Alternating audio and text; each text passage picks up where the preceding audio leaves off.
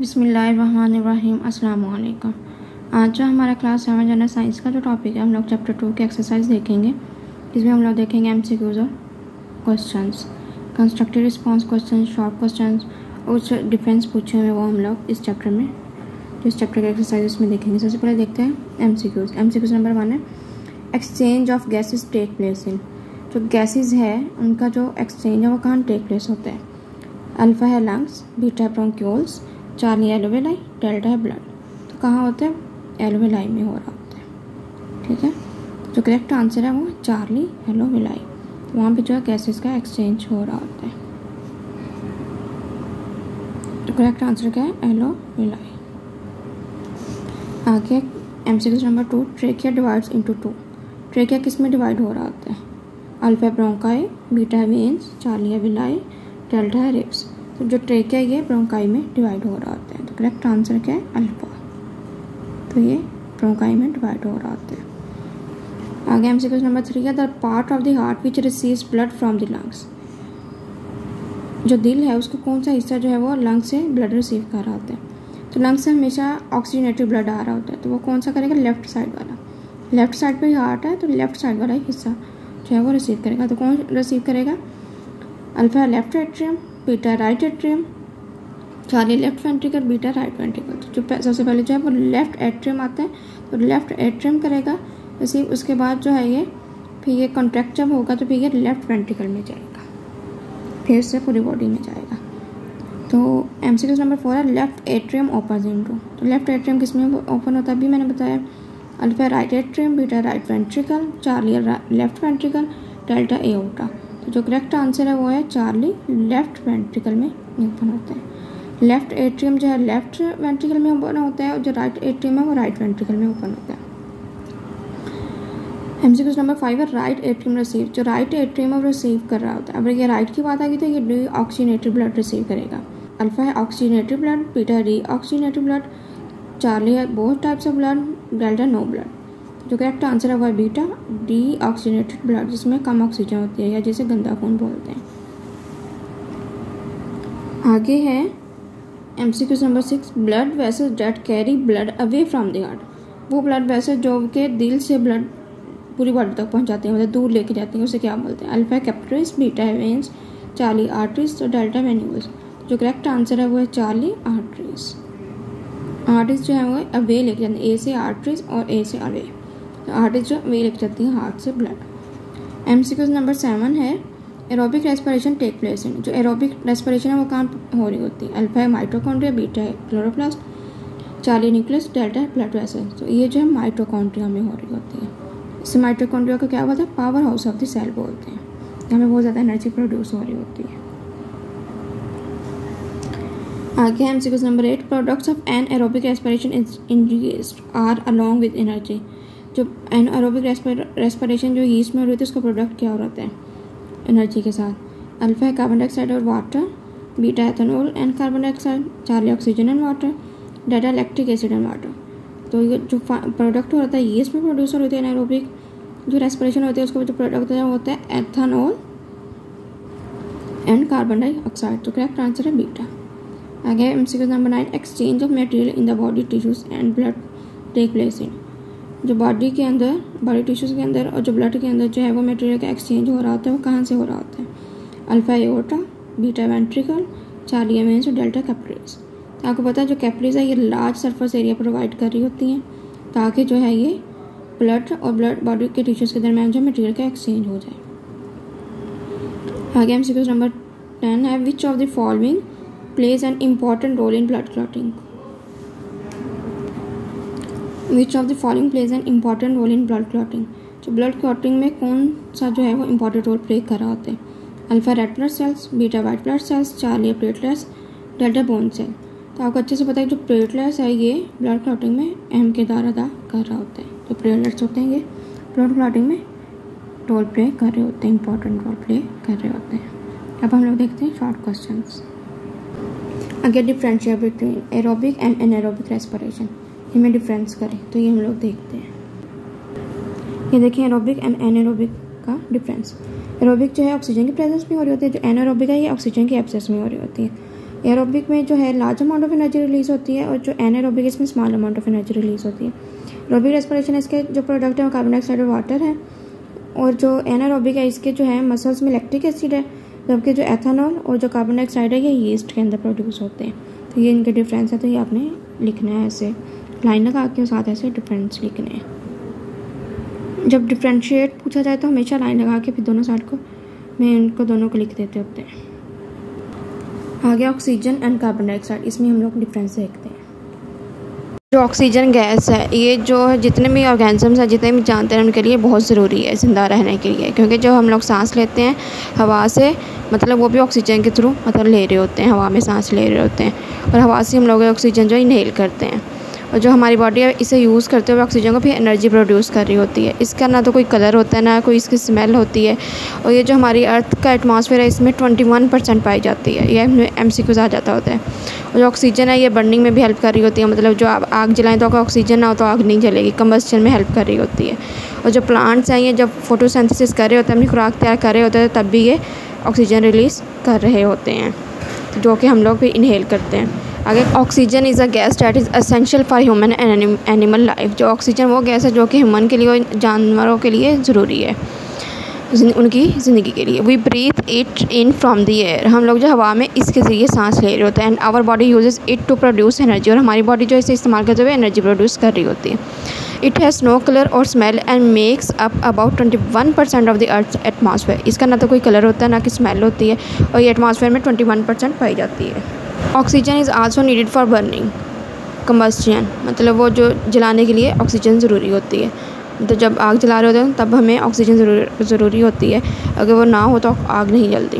And is released by plants during photosynthesis, जब plant photosynthesis का process कर रहे होते हैं, अपनी खुराक तैयार कर रहे होते हैं, तभी ऑक्सीजन रिलीज़ कर रहे होते हैं। कार्बन डाइऑक्साइड जो है ये वो गैस है जब हम लोग सांस लेते हैं तो बाहर निकालते हैं, तो ये तब प्रोड्यूस होती है जब हमारी बॉडी जो ऑक्सीजन यूज़ कर रही होती है और फूड की ब्रेक डाउन कर रही होती है एनर्जी के लिए। ऑक्सीजन की तरह ये भी कलरलेस होती है और डोरलेस होती है, मतलब ना इसकी कोई स्मेल होती है ना इसका कोई कलर होता है, बल्कि ये जो एयर में भी इसका स्मॉल पार्ट होता है, तकरीबन 0.03 से 0.04% होता है। प्लांट जो है कार्बन डाइऑक्साइड ऑब्जॉर्ब करते हैं अपनी फूड प्रिपेयर करने के लिए फोटोसिंथेसिस के दौरान, और जो है ये बर्निंग में कोई हेल्प नहीं कर रही होती। ऑक्सीजन ज़रूरी होती है बर्निंग के लिए, ये ज़रूरी नहीं होती, ये सोडा वाटर में यूज़ हो रही होती है। Carbon dioxide on the other hand is a gas that we breathe out, जो कि हम बाहर निकालते हैं सांस लेते वक्त। It is a produced when our body uses oxygen and breaks down food for energy, और जो है फूड की ब्रेक डाउन करते हैं एनर्जी के लिए। Like oxygen it is colourless और डोरलेस, ये कलरलेस होती है और डोरलेस होती है, but it makes up only a small part of the air about 0.04%, तो ये एयर में जस्ट 0.04% होती है। Plants absorb carbon dioxide to make their food through photosynthesis, plant जो कार्बन डाइऑक्साइड एब्जॉर्ब करते हैं फोटोसिंथेसिस के प्रोसेस के लिए अपनी खुराक प्रिपेयर करने के लिए। And it does not support burning, और ये जो है जलने के अमल में हेल्प नहीं कर रही होती, मतलब आग जलाने के अमल में हेल्प नहीं कर रही होती, जिससे ऑक्सीजन प्रेजेंस में आग जलती है और ऑक्सीजन जलाने में हेल्प कर रही होती है, मतलब बर्निंग में हेल्प कर रही होती है, जबकि कार्बन डाइऑक्साइड ऐसा नहीं करती।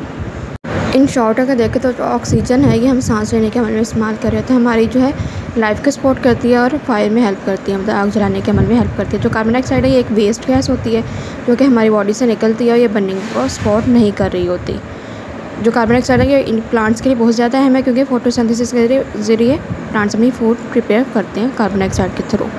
In short oxygen is taken in during breathing and supports life and fire, जो सांस लेने के अमल में हेल्प कर रही होती है और लाइफ को सपोर्ट करती है और आग जलाने के अमल में हेल्प कर रही होती है। While carbon dioxide is a waste gas, जो कि कार्बन डाइऑक्साइड एक वेस्ट गैस है प्रोड्यूस बाय द बॉडी, जो कि बॉडी हमारी प्रोड्यूस कर रही होती है। It does not support burning, और ये जो है बर्निंग को सपोर्ट नहीं कर रही होती। थर्ड पे है ब्रीथिंग एंड रेस्पिरेशन। ब्रीथिंग और रेस्पिरेशन में डिफरेंस देखते हैं हम लोग। ब्रीथिंग और रेस्पिरेशन में डिफरेंस देखते हैं हम लोग। ये है ब्रीथिंग और रेस्पिरेशन में डिफरेंस। जो ब्रीथिंग है ये एयर को इनहेल या एक्सहेल करते हैं, मतलब गैसेस का एक्सचेंज करते हैं। जो रेस्पिरेशन है इसमें एनर्जी रिलीज़ हो रही होती है, फूड से रिलीज़ हो रही होती है, मतलब मुख्तलिफ रिएक्शंस के दौरान, जो कि एंजाइम उनको कैटालाइज कर रहा होता है। ब्रीथिंग किस में हो रही होती है, ये लंग्स के अंदर जो एल्वेलाई होता है वहाँ पे हो रही होती है। जो रेस्पिरेशन है ये सेल के अंदर जो माइटोकॉन्ड्रिया होता है ये वहाँ पे हो रही होती है। मज़ीद भी जो डिफरेंस है इसमें जो रिब मसल्स हैं वो इन्वॉल्व होते हैं, चेस्ट कैविटी इन्वॉल्व होती है, डायफ्रागम इन्वॉल्व होता है ब्रीथिंग में, जबकि रेस्पिरेशन में मसल्स इन्वॉल्व नहीं होते। ब्रीथिंग में कोई भी एंजाइम इन्वॉल्व नहीं होता, जो कि रेस्पिरेशन में एंजाइम इन्वॉल्व होते हैं। और जो ब्रीथिंग है इसका जो पर्पज़ होता है वो ऑक्सीजन पूरी बॉडी के जो सेल्स हैं उन तक पहुंचाना है और जो कार्बन डाइऑक्साइड है वो सेल से रिमूव करना है। जबकि रेस्पिरेशन है, इनका जो पर्पस होता है ये एनर्जी प्रोवाइड करता है तमाम बॉडी को, ताकि हम अपनी सरगर्मियाँ परफॉर्म कर सकें। तो ये आप लोगों ने ये डिफरेंस लिखना है। आगे आर्टरीज एंड वेन, इनमें क्या डिफरेंस है तो ये हम लोग देखते हैं। ये देखें, जो आर्टरीज है ये ब्लड जो है अवे लेके जाती है हार्ट से, मतलब पूरी बॉडी तक पहुँचाती हैं, पूरी बॉडी तक पहुँचाते हैं। जो वेन्स हैं कि ब्लड जो है वो पूरी बॉडी से दिल तक पहुँचाती हैं। आर्टरीज जो होती हैं थिक वाल होती हैं, जो वेन्स होती हैं ये थिन वाल होती हैं। आर्टरीज जो हाई ब्लड प्रेशर फेस कर रही होती हैं, जबकि जो वेन्स है ये लो ब्लड प्रेशर फेस कर रही होती है। आर्टरीज के अंदर कोई वाल नहीं होता, जबकि वेन्स के अंदर वाल होते हैं। आर्टरीज जो है ये वो ब्लड रिसीव करती हैं, मतलब रखती हैं जो जिसमें ऑक्सीजन और न्यूट्रॉन्स हो। स्वाइप पल्मोनरी आर्टरी के जो कि डीऑक्सीजनेटेड ब्लड रखती हैं। जो वेन्स होती हैं ये ब्लड वो रखती हैं जिसमें कार्बन डाइऑक्साइड और अदर वेस्ट मटेरियल। स्वाइप पल्मोनरी वेन्स के जो कि ऑक्सीजनेटेड ब्लड रखते हैं। तो आप लोगों ने डिफरेंस लिखना है।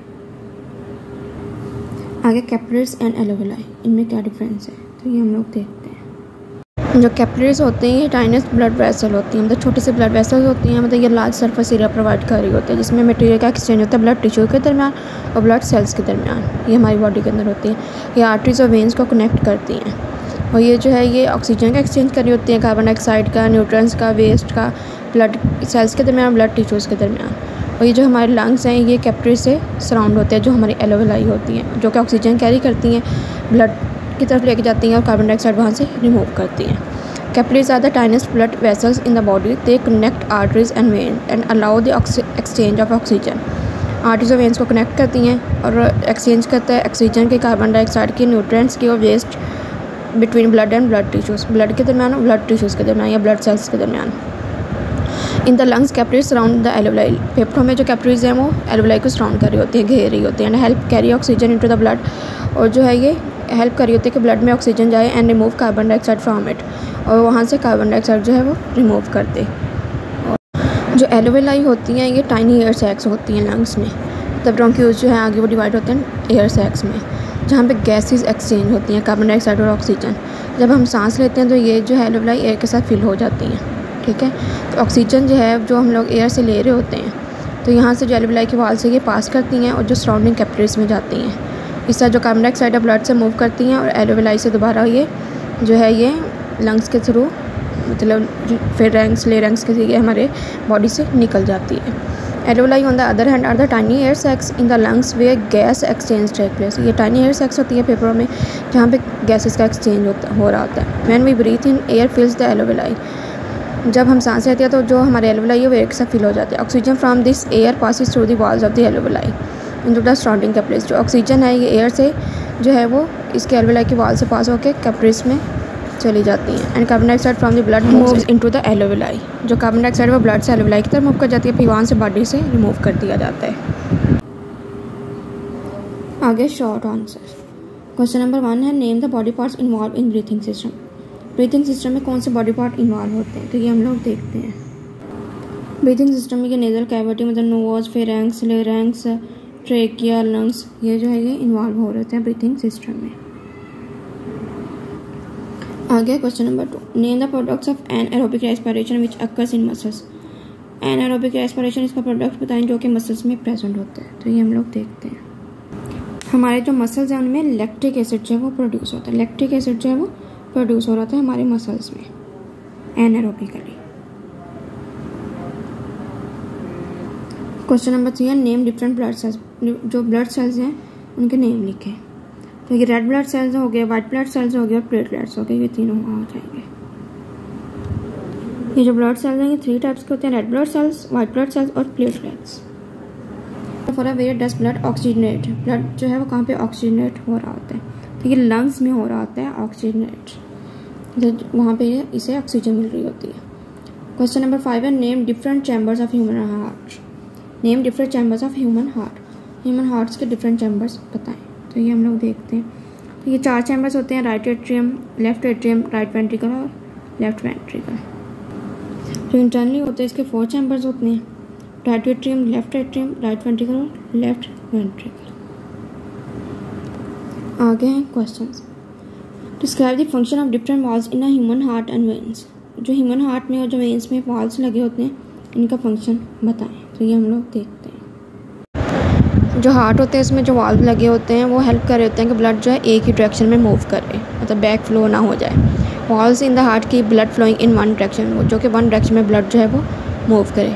ट्राइकिस्पिड वाल्व जो है जो ब्लड फ्लो करता है राइट एट्रियम से राइट वेंट्रिकल की तरफ। जो पल्मोनरी वाल्व है ये ब्लड को जो है हार्ट से लंग्स की तरफ भेजता है। तो इनके ये हेल्प कर रहे होते हैं, ये वाल्व लगे होते हैं ताकि ये जो है दोबारा ब्लड जो है दोबारा जहाँ से आ रहा है वो दोबारा उसकी तरफ वापस ना आ जाए।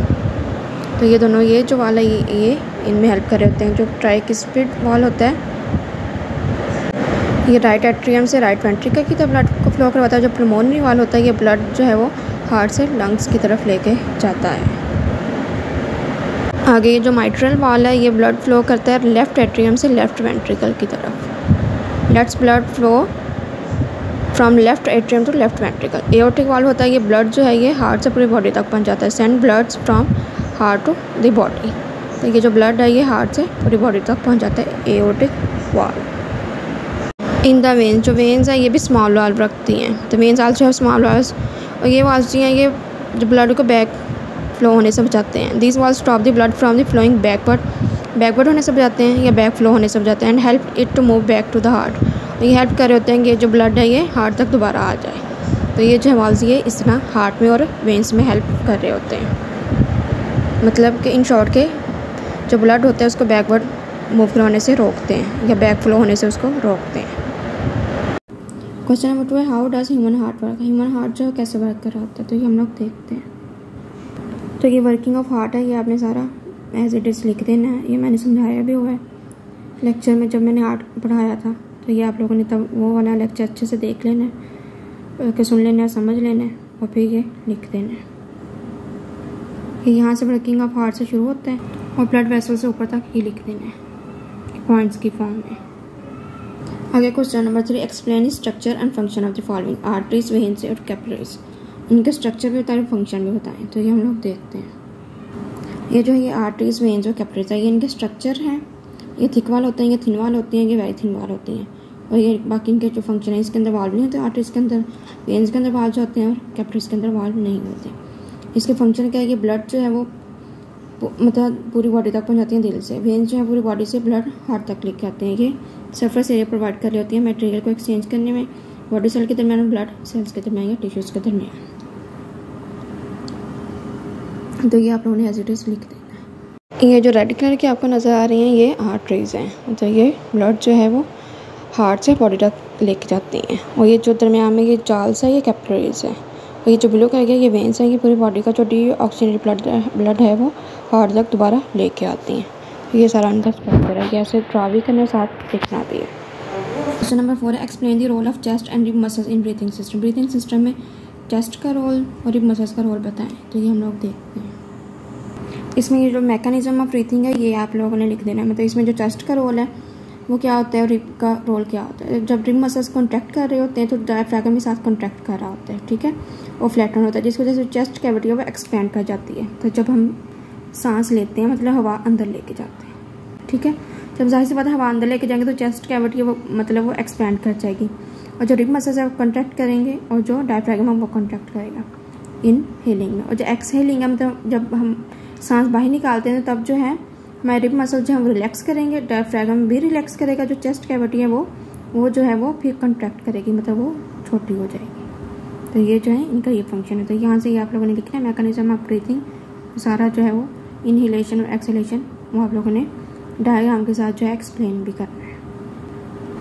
क्वेश्चन नंबर 5 है describe the composition of blood. Blood की जो है कंपोजिशन बताएं। तो ये हम लोग देखते हैं। हमारा जो ब्लड है उसके अंदर 55% प्लाज्मा होता है, 45% ब्लड सेल्स होते हैं जो कि प्लाज्मा के अंदर सस्पेंडेड होते हैं, ठीक है। तो ये इसकी कंपोजिशन है। मज़ीद अगर प्लाज्मा की देखें तो उसमें 92% वाटर होता है। उसमें जो अगर फाइब्रिनोजन निकालते हैं जो ब्लड क्लॉटिंग प्रोटीन और ब्लड सेल्स निकालते हैं उसको क्या बोलते हैं सीरम। तो जो मेनली कंपोजिशन है उसके ब्लड की क्या है 55% प्लाज्मा और 45% ब्लड सेल्स होते हैं suspended in the plasma. Constructive response question explain the difference between burning and aspiration. Burning और एस्पिरेशन में जो है डिफरेंस बताएं। तो ये हम लोग देखते हैं। ये जो बर्निंग है ये कंबस्शन रिएक्शन है, मतलब जलने का अमल जिसे कहते हैं। ये फास्ट केमिकल रिएक्शन है, मतलब ये तब होता है ऑक्सीजन के प्रेजेंस में कोई भी सब्सटेंस जो ऑक्सीजन के साथ रिएक्ट करता है तो वो मतलब बर्न हो जाता है। तो इससे हीट और लाइट प्रोड्यूस होता है, जिस तरह फायर है, लाइट जो है फायर की फॉर्म में। तो ये आउटसाइड दी बॉडी होता है। जिस तरह वुड को या जो गैस है जब वो बर्न होती है, लकड़ी जलती है, गैस जलती है, जिस तरह लाइट मैच स्टिक को जब करें उसके साथ रगड़ते हैं तो वो लाइट निकलती है, या कोयला जो होता है उसके जलने का। Burning also called combustion is a fast chemical reaction. इसे कंबस्टन भी बोलते हैं, फास्ट केमिकल रिएक्शन है। That happens when a substance react with oxygen. ये तब होती है जब सब्सटेंस जो है ऑक्सीजन के साथ रिएक्ट करता है and produce heat and light, जो कि हीट और लाइट प्रोड्यूस करता है। लाइट किस फॉर्म में? फायर की फॉर्म में, आग की फॉर्म में। It usually happens outside the body के आउटसाइड भी होता है, सच एज व्हेन वुड और गैस बर्न, जब लकड़ी और गैस को जलाया जाता है। इसके एग्जांपल क्या है? लाइटरिंग या मैच स्टिक और बर्निंग कोल, मतलब कोयले के जलने का अमल इसके एग्जांपल है। वो जलता है तो उसे बर्निंग कहते हैं, या जो मैच स्टिक की जो लाइटरिंग होती है उसे बर्निंग प्रोसेस कहते हैं। आगे रेस्पिरेशन, ये भी एक केमिकल प्रोसेस है लेकिन ये स्लो केमिकल प्रोसेस है। तो ये लिविंग सेल्स के अंदर हो रहा होता है। इसमें जो फूड जो होती है मेनली जो इसे ग्लूकोज बोलते हैं, ये ऑक्सीजन के साथ रिएक्ट करती है और एनर्जी रिलीज़ करती है, जो कि हमारी बॉडी यूज़ करती है। तो जब हम लोग खाना खाते हैं तब हमारी बॉडी को एनर्जी मिलती है। तो जब एक हद तक ये जो डाइजेस्ट हो जाता है फिर दोबारा हमें खाने की इस वजह से ज़रूरत महसूस होती है। तो ये जो बॉडी है फिर हमारी एनर्जी यूज़ करती है। तो ये कोई भी इसमें फ्लेम प्रोड्यूस नहीं होता, कोई लाइट नहीं, कोई हीट नहीं प्रोड्यूस होती, जस्ट एनर्जी होती है जो कि हमारी लाइफ के सारे प्रोसेस को मतलब चलाती है। Respiration is a slow chemical process that happen inside living cell, जो कि लिविंग सेल के अंदर होता है। In this process food mainly glucose react with oxygen to release energy. जो फूड है वो ऑक्सीजन के साथ रिएक्ट करके एनर्जी रिलीज़ करवाती है, that the body can use, जो कि हमारी बॉडी पे यूज़ कर रही होती है। It does not produce flames और लाइट, ये कोई भी शोला या जो कोई लाइट है वो प्रोड्यूस नहीं करती, just energy for life process है। ये जस्ट एनर्जी देती है हमारे जो ज़िंदगी के जितने भी प्रोसेस हैं उनको करने के लिए। एग्जाम्पल क्या है? ब्रीथिंग, जिसे सांस लेते हैं, and using food to make energy in our body. जो हम लोग एनर्जी यूज़ करते हैं वो जो फिर फूड को यूज़ करते हुए हमारी बॉडी कर रही होती है एनर्जी यूज़। तो इनका डिफरेंस मेनली क्या है? जो बर्निंग है ये फास्ट है और ये आउटसाइड दी बॉडी होती है, मतलब हमारी बॉडी के अंदर नहीं होती। और गिव्स क्या देती है? हीट देती है और लाइट देती है। जबकि रेस्पिरेशन ये स्लो प्रोसेस है, ये इनसाइड दी बॉडी हो रहा होता है, मतलब बॉडी के अंदर लिविंग ऑर्गेनिजम्स के अंदर हो रहा होता है। And gives energy for living, और जो लिविंग ऑर्गेनिजम्स हैं उन्हें ये एनर्जी प्रोवाइड करती है। तो ये इनके दरमियान जो की डिफरेंस है। Circulatory system plays a key role in cellular respiration, explain how. जो ब्लड सर्कुलेटरी सिस्टम है ये सेलुलर रेस्पिरेशन में की रोल प्ले कर रहा होता है, तो ये बताएं। तो ये हम लोग देखते हैं। जो हमारा ब्लड सर्कुलेटरी सिस्टम होता है ना, ये ऑक्सीजन और जो ग्लूकोज है ये हमारे जितने भी बॉडी सेल्स हैं उन तक पहुंचाते हैं, जो कि सेलुलर रेस्पिरेशन के लिए ज़रूरी होते हैं। और ये कहाँ हो रहा था? ये सेल के अंदर हो रहा था और ये एनर्जी प्रोड्यूस कर रहा होता है। The blood circulatory system helps carry oxygen and glucose to all body cell. जो ब्लड सर्कुलेटरी सिस्टम है या ऑक्सीजन और ग्लूकोज तमाम बॉडी सेल्स तक पहुंचाता है, which are need for cellular respiration, जो कि सेलुलर रेस्पिरेशन के लिए ज़रूरी है। This process happen inside the cells and produce energy. ये सेल के अंदर हो रहा होता है, ये एनर्जी प्रोड्यूस कर रहा होता है, ये वाला प्रोसेस। तो जब हम लोग सांस लेते हैं तो ऑक्सीजन हमारे लंग्स में जाती है और हमारी ब्लड में एब्जॉर्ब होती है। When we breathe oxygen enters the lungs and is absorb into the blood. फिर हार्ट जो है पंप करता है ऑक्सीजन रिच ब्लड को तमाम बॉडी की तरफ, जो कि आर्टरीज के थ्रू होता है। The heart pumps this oxygen rich blood to all parts of the body या ऑक्सीजनेटेड ब्लड। तो सेम टाइम में जो ग्लूकोज है वो जो कि हमें फूड की डाइजेशन से मिलता है वो ब्लड में ट्रैवल करता है सेल की तरफ। At the same time glucose from digested food also travels in the blood to the cell, मतलब ब्लड से ट्रैवल करता हुआ वो सेल तक पहुँच जाता है। तो सेल के अंदर जो ऑक्सीजन और जो ग्लूकोज है रिएक्ट करते हैं, वो एनर्जी प्रोड्यूस करते हैं, जो कार्बन डाइऑक्साइड और वाटर बनाते हैं। This is called cellular respiration. इसे क्या बोलते हैं? सेलुलर रेस्पिरेशन बोलते हैं। तो सेल के अंदर हो रही होती है। इस प्रोसेस के दौरान जो कार्बन डाइऑक्साइड है वो एज अ वेस्ट प्रोडक्ट होता है हमारे लिए, तो वो ब्लड में आ जाता है, ब्लड से दोबारा फिर वो लंग्स में चला जाता है, जहाँ से ये रिमूव कर दिया जाता है जब हम लोग सांस बाहर निकालते हैं। The carbon dioxide waste product is then carried by the blood back to the lungs, फिर फेफड़े तक ले जाते हैं, where it is removed when we breathe out.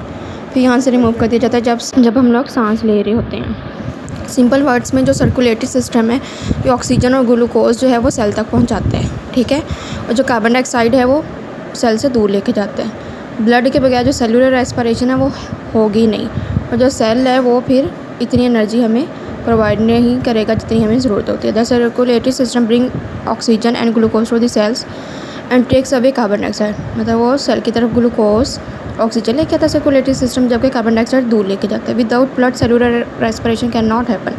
खून के बगैर जो सेलुलर रेस्पिरेशन है वो होगी नहीं। And cells would not get the energy they need, और जो सेल को जितनी एनर्जी चाहिए वो उनको फिर मिलेगी नहीं। तो इस वजह से ये जो है सर्कुलेटरी सिस्टम बहुत ज़्यादा इंपॉर्टेंट है सेलुलर रेस्पिरेशन में।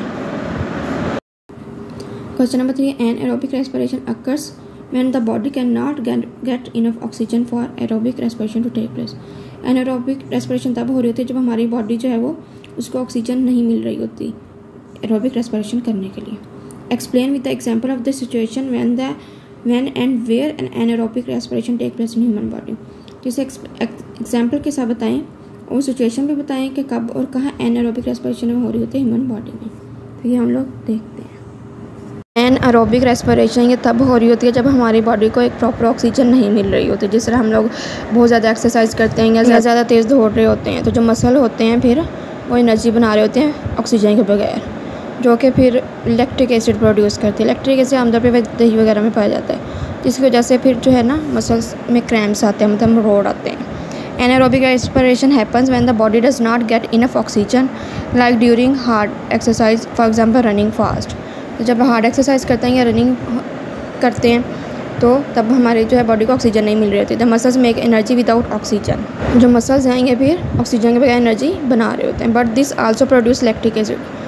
तो ये साथ साथ ये लैक्टिक एसिड भी प्रोड्यूस कर रहे होते हैं, which can cause muscle cramps, जो कि फिर जो हमारे मसल्स होते हैं उनमें मरोड़ने का बाइस बनते हैं, मतलब उनमें क्रैम्प्स आते हैं, यानी अचानक दर्द शुरू हो जाता है, मतलब सख्ती आ जाती है उनमें। आगे ये छोटा सा प्रोजेक्ट है कि अपने जो फ्रेंड्स के नेम लिख के उनकी जो हार्ट बीट है वो काउंट करें। पहली दफ़ा सबकी काउंट करें, फिर दूसरी दफ़ा, फिर तीसरी दफ़ा फिर उनकी एवरेज निकालें, और फिर उनका जो पल्स रेट है वो मतलब सेम है कि नहीं। तो उनका सेम नहीं होगा क्योंकि हर एक का अपना डिफरेंट होता है। तो क्यों होता है तो ये हम लोग देखते हैं। जितने भी सारे फ्रेंड्स हैं उनका जो पल्स रेट है वो सेम नहीं होगा, क्योंकि ये डिपेंड कर रहा था एज पे, उनकी सरगर्मियों पे, उनके इमोशंस पे, उनकी सेहत पे। The pulse rate of all friends is not the same because it depend on age, activity, emotions and health. तो कुछ जो हैं वो उनकी तेज़ हार्ट बीट होगी या पल्स रेट होगा, और कुछ का स्लो होगा। सम है फास्टर और slow pulse rate due to this differences. तो इन डिफरेंसेस की वजह से कुछ की ज़्यादा हार्ट बीट होगी और कुछ की लो हार्ट बीट होगी, या पल्स रेट कम होगा या पल्स रेट ज़्यादा होगा। तो ये इन फैक्टर्स की वजह से डिपेंड कर रहा होता है। एज, एक्टिविटी, इमोशंस और हेल्थ कंडीशन पे डिपेंड कर रहा होता है। तो यहाँ तक था हमारा लेक्चर। अगर कोई क्वेश्चन है तो कमेंट सेक्शन में पूछ सकते हैं। अल्लाह ताला आपका हामी व नासिर हो। अल्लाह ताला आपको दुनिया जहाँ की खुशी दे, दुनिया जहाँ की तरक्की दे। मिलते हैं नए लेक्चर के साथ, नई वीडियो के साथ, एक नए टॉपिक के साथ। तब तक के लिए अल्लाह हाफिज़।